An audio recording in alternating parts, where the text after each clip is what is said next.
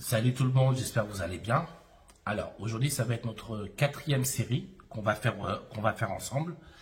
Et donc voilà, je vais faire la série de codes et je vais vous donner les réponses, je vais vous donner des explications, pourquoi j'ai répondu ceci, cela, pour pouvoir vous aider à avoir la bonne logique, la bonne manière de répondre pour pouvoir valider votre permis de conduire.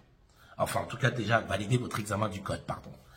Donc voilà, comme d'habitude, n'hésitez pas à vous abonner à la chaîne si ce n'est pas déjà fait, à mettre un petit like à la vidéo et à mettre un petit commentaire pour me dire si la vidéo vous a plu, si j'ai été clair, etc. N'hésitez pas, c'est important pour moi. Et puis ça me permet de pouvoir peaufiner ma façon de faire dans mes vidéos. Donc voilà, on va pas perdre de temps, on va commencer tout de suite. Alors, hop là.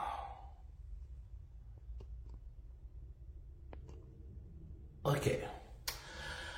Alors, lorsque l'agent est de profil, il faut s'arrêter au feu rouge, s'engager sans s'arrêter, s'arrêter au feu rouge puis s'engager. Alors, quand vous avez la police qui fait la circulation, il faut savoir que c'est lui qui est prioritaire par rapport au feu. Donc là, vous ne tenez plus compte du feu, vous tenez compte que des informations de l'agent de police. Donc quand il est de profil, que ce soit comme ça ou retourné, ça veut dire que vous pouvez passer. Donc vous pouvez griller le feu rouge, il vous y autorise. C'est normal. Et en contrepartie, ceux qui viennent de droite et de gauche, ils vont le voir face à eux. Eux, ils auront l'obligation de s'arrêter, même s'ils ont le feu vert. Donc quand vous voyez un agent de police faire la circulation, on tient compte de lui, on ne tient pas compte du feu. Donc là, lorsque l'agent est de profil, il faut s'engager sans s'arrêter. Bien évidemment, on ralentit un petit peu au niveau de l'agent de police, mais on ne s'arrête pas, puisqu'il nous fait signe de passer. Donc, réponse B. Ces panneaux sont implantés dans la rue à droite. En tournant dans celle-ci, je pourrais rencontrer en sens inverse des cyclistes, des cyclomotoristes, des automobilistes.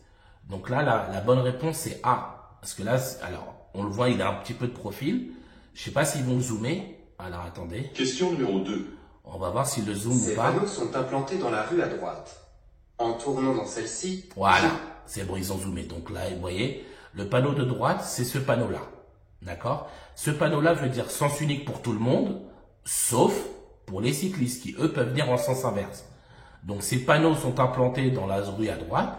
En tournant dans celle-ci, je pourrais rencontrer en sens inverse des cyclistes. Réponse A.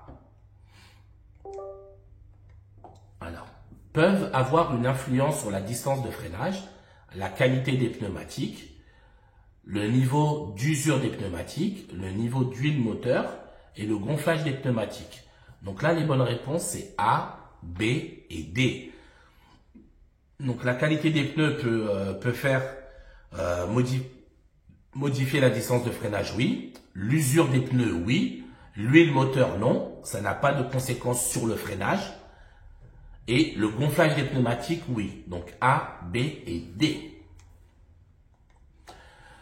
Je dois circuler en feu de route, oui ou non.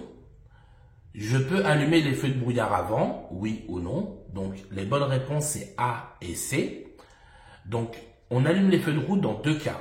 Quand vous êtes tout seul sur la route et plus quand il n'y a pas d'éclairage.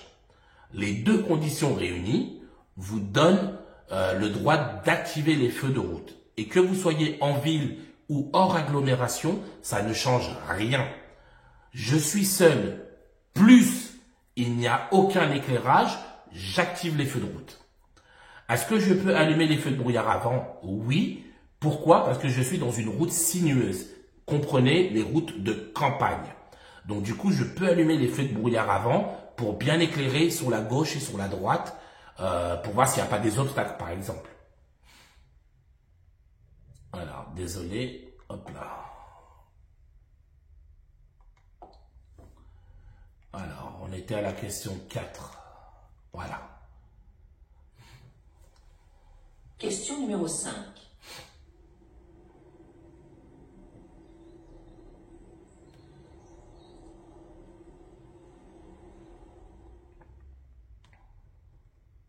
Je bénéficie.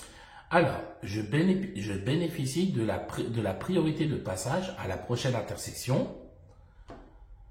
Je dépasse immédiatement. Donc là, les bonnes réponses, c'est A et D. Donc oui, je suis prioritaire par rapport au cycliste qui vient de gauche, vu que moi, je viens de sa droite. Et est-ce que je dépasse immédiatement? Non, parce que le cycliste pourrait être amené à s'engager pendant que moi, je dépasse la voiture grise. Donc je dépasse, j'attends de passer d'abord l'intersection. Et une fois qu'on a passé l'intersection, là, je pourrais essayer de dépasser le véhicule devant moi. Donc bonne réponse A et D. Il est utile d'avoir un disque de stationnement à bord.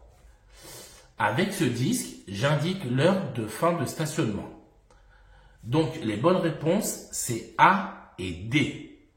Il est utile d'avoir un disque de stationnement, oui, parce que si vous êtes dans une zone bleue ou une zone à stationnement limité à 1h30, vous aurez besoin de ce disque-là pour ne pas prendre d'amende. Et avec ce disque, j'indique l'heure de fin de stationnement, non. Sur ce disque-là, je mets l'heure d'arrivée. Si par exemple, je me gare, il est 14h, ben je mets 14h et je sais que j'aurai droit à 1h30 gratuite de stationnement. Donc, réponse A et D. Il existe différents types de liquide lave-glace à utiliser selon les saisons. Le fait de manquer de liquide lave-glace peut être dangereux. Donc là, les bonnes réponses, c'est A et C. Donc oui, vous avez des liquides lave-glace spécial été, du liquide lave-glace spécial hiver. Et le fait d'en manquer, ça peut être dangereux parce que le liquide lave-glace, il est là pour nettoyer votre pare-brise. Si vous n'en avez plus, forcément, on ne peut pas nettoyer le pare-brise. Et donc forcément, mauvaise visibilité, risque d'accident. Donc, réponse A et C. J'enlève la neige du pare-brise, des plaques d'immatriculation. En présence de gel, je dégage le pare-brise avec les essuie-glaces ou manuellement. Donc là, les bonnes réponses, c'est A, B et D. Donc j'enlève j'enlève la neige et du pare-brise, plus les plaques d'immatriculation. Et en présence de gel, j'enlève pas avec les essuie-glaces, j'enlève manuellement. Je gratte manuellement le gel. Si un passager majeur ne s'attache pas, j'encours une amende ou il encourt une amende. L'amende est complétée par un retrait de points sur le permis de conduire.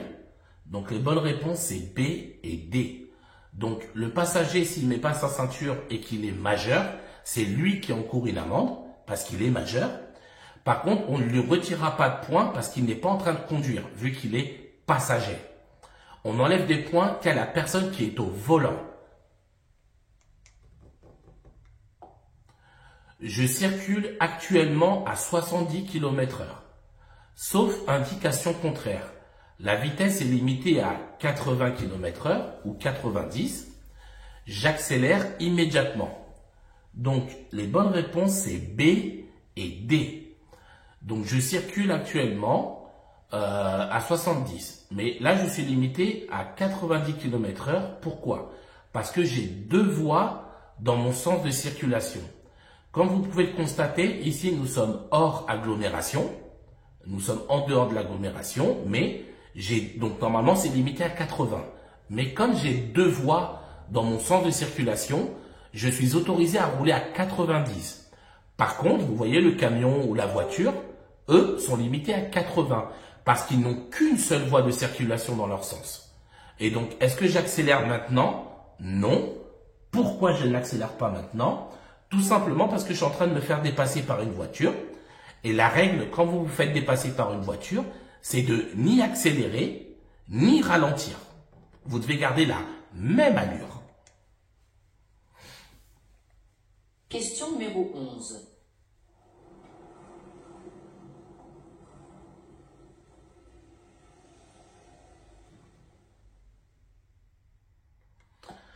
Ce bus peut s'arrêter, tourner à droite. Je conserve cette distance. Je me rapproche. Donc les bonnes réponses, c'est A, B et C. Donc oui, ce bus peut s'arrêter à un arrêt de bus. Il peut tourner à droite, rien ne l'en empêche. Et je conserve cette distance-là de sécurité pour avoir une bonne visibilité par rapport à devant. À cet endroit, je peux attacher mon vélo personnel pour le sécuriser, récupérer un vélo en libre service et le déposer dans une autre station. Donc, bonne réponse B et C. Donc, je ne peux pas attacher mon vélo personnel. Là, c'est réservé pour les Vélib, etc. Et je peux prendre un vélo ici, donc un Vélib ici, le déposer dans une autre station sans aucun problème. Une hémorragie peut entraîner un arrêt cardiaque, oui ou non? Je comprime la plaie. Alors, comprimer la plaie, c'est appuyer dessus, avec la paume de ma main en interposant un tissu propre. Donc, les bonnes réponses, c'est A et C. Donc, une hémorragie, c'est une perte de sang, comme vous pouvez le constater. Et donc, si je perds trop de sang, forcément, mon cœur peut s'arrêter parce que je n'ai plus de sang dans le corps. Donc, oui.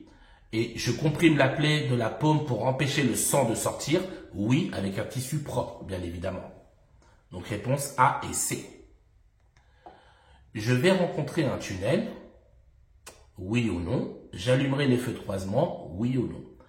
Alors, pour la question 14, les bonnes réponses, c'est A et C.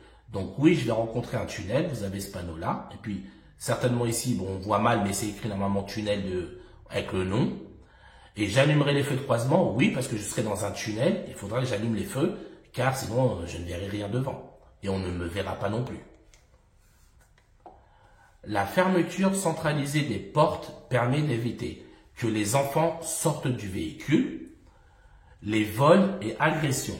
Donc là, les bonnes réponses, c'est B et C. La fermeture centralisée des portes empêche simplement les vols et les agressions. Si vous voulez empêcher les enfants de sortir du véhicule, vous activez ce qu'on appelle la sécurité enfant. Mais là, on parle de la fermeture centralisée des portes. C'est que de l'extérieur, on ne peut pas l'ouvrir, mais on peut ouvrir de l'intérieur. Donc là, les bonnes réponses, c'est B et C. Question numéro 16.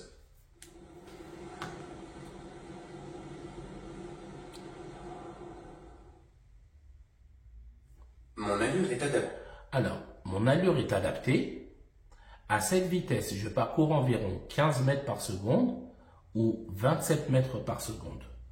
Donc, question numéro 16, les bonnes réponses, c'est A et D. Donc, mon allure est adaptée, oui, parce que je suis limité à 90 km/h, vu que j'ai 2 voies dans mon sens de circulation. Et pour calculer combien de mètres par seconde je fais, je prends le chiffre des dizaines de 90. Donc là, ça va être 9 et je le multiplie par 3. Donc 3 fois 9, 27. Et donc, je parcours à 90 km/h. Je parcours 27 mètres par seconde. Sur cet emplacement, je place un disque de stationnement sur le tableau de bord. Je vais chercher un ticket au rodateur. Le stationnement est gratuit. Donc, pour la question numéro 17, la réponse est C. Le stationnement est gratuit. Si vous devez mettre un disque de stationnement, les marquages au sol seront bleus. Et si c'est payant, il y aura écrit au niveau des chaussures du monsieur, il y aura écrit par terre payant. Donc, comme là, il n'y a ni l'un ni l'autre, c'est gratuit. Donc, réponse C. L'utilisation de la caméra de recul permet d'éviter de contrôler dans les rétroviseurs, de tourner la tête pour observer autour de soi. Donc là, les bonnes réponses, c'est B et D. La caméra de recul, c'est un plus. Ça veut dire que quoi qu'il arrive, même s'il y a la caméra, vous devez contrôler dans les rétroviseurs autour de vous et vous devez tourner la tête pour observer les angles morts, parce que la caméra ne le fera pas à votre place. Donc la caméra, c'est du plus. Mais vous devez, quoi qu'il arrive, faire vos contrôles vous-même. Mon niveau de vigilance en conduite peut être altéré par la prise de médicaments, les soucis. Donc, les bonnes réponses, c'est A et C. Effectivement, mon niveau de vigilance, donc si je prends des médicaments, je peux être moins vigilant, surtout les médicaments qui sont incompatibles avec la conduite. Et les soucis aussi, si je suis trop concentré sur mes problèmes, je vais moins me concentrer sur la route, quoi. Je circule hors agglomération. La vitesse est limitée à 70 km/h, 80 km/h ou 90 km/h. Donc la bonne réponse est B. Donc là, nous sommes hors agglomération. Et comme je n'ai qu'une seule voie dans mon sens de circulation, alors ça, c'est l'accotement, hein, ce n'est pas la route. Pareil de l'autre côté. Voilà, c'est l'accotement ou le trottoir, si vous préférez. Ce n'est pas la route. Donc là, il y a une voie dans mon sens, une voie en sens inverse.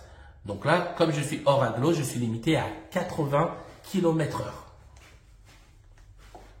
Le rôle de l'embrayage est de mettre en contact le moteur et les roues. Savoir bien doser l'embrayage permet de gérer l'allure de la voiture lors d'une manœuvre en créneau pour repartir après un arrêt à une intersection.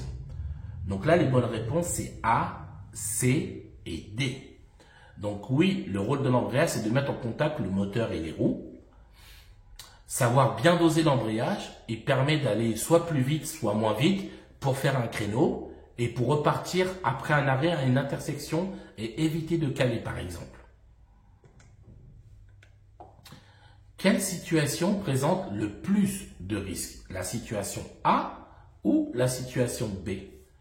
Donc là, la bonne réponse, c'est B, bien évidemment. Pourquoi? Parce que vous avez les piétons sur le côté. Vous voyez, ils ont un tout petit trottoir pour eux. Voilà, ça peut être dangereux.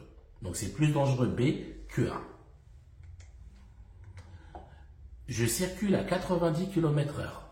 Mon allure est adaptée et est-ce que je suis bien placé? Donc bonne réponse A et C. Donc oui, je roule à 90 km/h, donc je ne suis pas en excès de vitesse. Mon allure est bien adaptée et je suis bien placé, oui, parce que là il y a un monsieur qui est en train de travailler sur la droite, donc je me mets sur la voie de gauche et dès que je l'aurai dépassé, je me remettrai sur la voie de droite.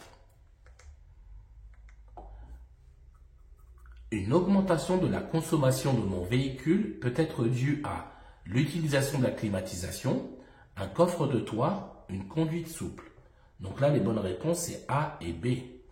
Donc oui, l'utilisation de la climatisation va me faire consommer plus de carburant, ainsi qu'un coffre de toit. Parce que le coffre de toit, il va créer de la résistance avec le vent, ce qui fait que la voiture va devoir forcer plus à cause du coffre de toit. Et donc forcément, si elle force plus, elle va consommer plus de carburant.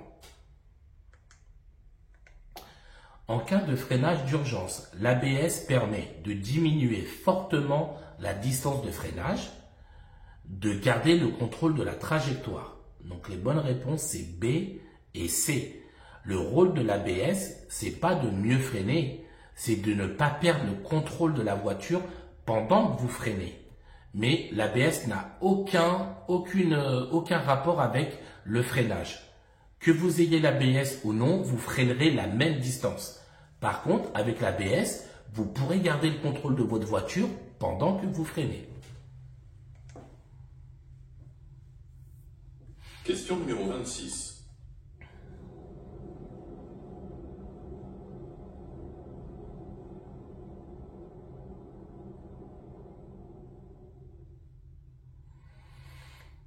Je roule depuis 2 heures. J'ai un temps de réaction optimal. Je m'arrête sur la prochaine aire de repos. Je continue. Il ne me reste plus que 50 km à parcourir. Donc, bonne réponse B. Je m'arrête sur la prochaine aire de repos. Dans le code de la route, il est conseillé, pas obligatoire, mais conseillé de faire une pause toutes les 2 heures de conduite. D'accord? Donc, j'ai conduit pendant 2 heures. Je fais une pause, après je peux reprendre. Donc réponse B. À 150 mètres, la voie de gauche va disparaître. Je vais devoir me replacer sur la voie la plus à droite. Donc, bonne réponse A et C. Parce que comme la voie de gauche va disparaître, moi je suis sur la voie du milieu. Ça veut dire que là, à 150 mètres, je serai sur la voie de gauche. Donc, je serai mal placé parce qu'en temps normal, on roule à droite. Donc, à 150 mètres, la voie de gauche va disparaître, oui. Vous voyez là, il y a écrit 150 mètres flèche de rabattement. Donc, ça va se rabattre. Et je vais devoir me placer sur la voie la plus à droite, oui, également. Parce que comme je vous ai dit, en règle générale, on roule à droite. Je dépasse le cycliste immédiatement. J'actionne immédiatement le clignotant. Bonne réponse, B et D. Donc je ne le dépasse pas immédiatement parce qu'il peut y avoir une voiture qui arrive par la droite lors d'une intersection, donc c'est dangereux. Et en plus de ça, si vous regardez sous la gauche, le rétroviseur, il y a un 2 roues qui est sur ma gauche. Donc ni je mets le clignotant, ni je me rabats sur la gauche, bien évidemment. Donc là, je ne fais rien. Donc réponse B et D. Je peux utiliser une application sur mobile pour rédiger un constat amiable. En cas d'accident matériel, en cas d'accident corporel, je dispose d'un délai de 5 jours pour l'envoyer à mon assureur. Alors, bonne réponse, A et C. Donc, de toute façon, que ce soit avec une application ou que ce soit avec la feuille du constat amiable, dans les deux cas, on peut faire un constat que quand il y a un accident matériel. Ça veut dire c'est uniquement les véhicules qui sont touchés. À partir du moment où il y a un blessé, c'est automatiquement la police qui fait le constat à votre place. C'est automatiquement la police à partir du moment où il y a un blessé. Et vous avez bien 5 jours pour envoyer le constat à l'assureur. Et dans le cas où c'est la police, ben là la police s'en occupera à votre place. J'avais eu un accident avec un motard. Il avait grillé un feu rouge et il m'était rentré dedans. Donc là, lui, il était blessé. À partir de ce moment-là, on a attendu, donc bien évidemment, les secours qui sont venus pour lui. Et la police qui est venue, qui a rédigé le constat à notre place, parce que justement, le motard était blessé. Alors, je ralentis, j'actionne le clignotant gauche, je m'écarte du camion, je reste au milieu de ma voie. Donc, bonne réponse A, B et C. Donc, oui, je ralentis parce qu'il y a des usagers sur le côté, des piétons. J'actionne le clignotant gauche, oui, pour indiquer que je vais dépasser le camion qui mange un peu sur la chaussée. Et je m'écarte du camion aussi pour garder une distance de sécurité de 1 mètre vu que je suis en agglomération.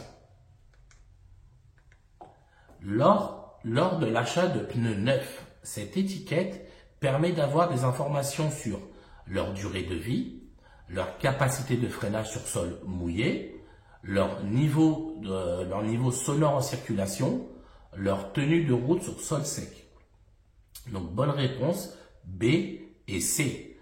Donc, cette étiquette-là me permet de voir la capacité des pneumatiques sur sol mouillé. Donc là, vous voyez, il y a les petites gouttes d'eau. Et leur niveau sonore en circulation. Donc là, par exemple, il me dit que je suis à 72 décibels. Donc voilà. Lorsque j'augmente la vitesse, la distance d'arrêt augmente. La perception d'indices dans le champ visuel est meilleure. Donc, les bonnes réponses sont A et D. Donc, si ma vitesse augmente, ma distance d'arrêt va augmenter aussi parce que je vais plus vite, je vais mettre plus de temps à m'arrêter. Par contre, plus je vais vite, moins je vois. D'accord? Donc, plus je vais vite, moins je vais voir ce qu'il y a sur les côtés. Donc, réponse A et D. Pour tourner à droite au feu, je me placerai sur la voie de droite ou je resterai sur cette voie. Au feu, je pourrai continuer tout droit. Donc, les bonnes réponses, c'est A et D. Donc, pour tourner à droite, je me placerai sur la voie de droite, oui, celle qui sera là. Et au feu, pardon, je pourrais continuer tout droit, non, parce que vous voyez, je serai sur une voie qui va tourner à droite. Voilà, comme vous voyez sur le panneau ici. Mon temps de réaction est toujours le même, est en moyenne d'environ 1 seconde, peut durer 2 à 3 secondes. Donc, bonne réponse, B et C. Donc, le temps de réaction n'est jamais le même, parce que justement, il peut être modifié à cause de la drogue, de la fatigue, les médicaments, l'alcool, si on est énervé, si on a des problèmes. Donc, le temps de réaction peut être modifié. Et en moyenne, il est d'1 seconde. En moyenne, quand on est entre guillemets en bonne santé, tout va bien. Il est d'environ 1 seconde. Mais justement, à cause de l'alcool, etc., il peut durer 2 à 3 secondes. Donc réponse B et C. L'éco-conduite permet uniquement un gain de carburant. Oui ou non? Donc bonne réponse B. Donc non, il ne permet pas uniquement un gain de carburant. Il permet beaucoup d'autres choses en plus, l'éco-conduite, mais pas uniquement de gagner du carburant. Assis à l'arrière et non ceinturé, je me mets en danger. Je mets en danger les autres occupants. Je peux être projeté et peser jusqu'à 10 fois mon poids. Je n'engage que ma propre sécurité. Donc, bonne réponse A, B et C. Donc, bien évidemment, je n'ai pas de ceinture, je me mets en danger, forcément. Et je mets aussi les autres occupants en danger parce que comme je n'ai pas de ceinture, je peux être projeté sur quelqu'un d'autre et donc blesser une autre personne. Et en étant projeté, je peux peser jusqu'à 10 fois mon poids, oui. Donc A, B et C. Quel voyant m'empêche de partir? Donc le voyant qui m'empêche de partir, est-ce que c'est le voyant A ou le voyant B? Donc bonne réponse B, parce que c'est un voyant de couleur rouge. Et les voyants de couleur rouge sont des voyants de danger. Le temps de réaction dure en moyenne 1 seconde, peut être allongé si la situation est inhabituelle. Donc réponse A et C. Oui, en moyenne, il dure 1 seconde pour quelqu'un en bonne santé ou qui n'a aucun problème. Et si on arrive sur une situation qu'on n'a pas l'habitude de voir, n'importe quoi, on peut être amené à mettre plus de temps à réagir parce que justement, on est surpris, on n'est pas habitué à ça. La visibilité est inférieure à 50 mètres. J'allume les feux de croisement, les feux de route. La vitesse est limitée à 50 km/h ou à 110 km/h. Donc les bonnes réponses sont A et C. Donc oui, en cas de brouillard, j'allume les feux de croisement. Et comme la visibilité elle est inférieure à 50 mètres, je dois rouler à 50 km/h. Même si par exemple, je me trouve sur une autoroute. On va rouler en fonction de la visibilité que l'on a. Donc, bonne réponse A et C. Je bénéficie de la priorité de passage. Je m'engage. Donc, les bonnes réponses sont B et D. Donc, non, je ne bénéficie pas de la priorité de passage parce que j'ai un obstacle de mon côté. Et comme j'ai l'obstacle de mon côté, c'est les véhicules venant d'en face qui sont prioritaires et que moi, par la suite, je pourrais passer. Et donc forcément, comme la voiture est déjà engagée et qu'elle est prioritaire, je ne m'engage pas. Donc bonne réponse B et D. Donc voilà les amis, j'espère que cette série de codes vous a aidé, d'accord, qu'elle vous a apporté l'aide que moi j'espère qu'elle vous apportera. Je vous dis bon courage à tous, bonne révision et à bientôt.